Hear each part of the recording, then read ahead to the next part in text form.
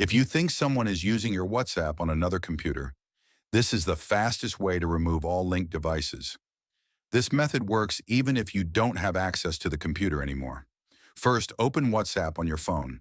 Now tap on Settings, then go to Linked Devices. Here you'll see a list of every device that is connected to your account. Each one shows the browser type and last active time. If you see a device you don't recognize, tap on it. Now tap Log Out. That device is instantly disconnected. To be fully safe, you can log out from all devices one by one.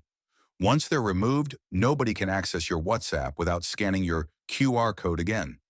This is the best way to secure your account if you used WhatsApp Web on a public computer, you forgot to log out, or you think your account was accessed without permission. And remember, this can only be done from your phone, not from PC. That's it. Your WhatsApp is now fully protected. If this helped you, like the video and subscribe for more fast privacy fixes. No fluff. One problem, one clear fix. Fast.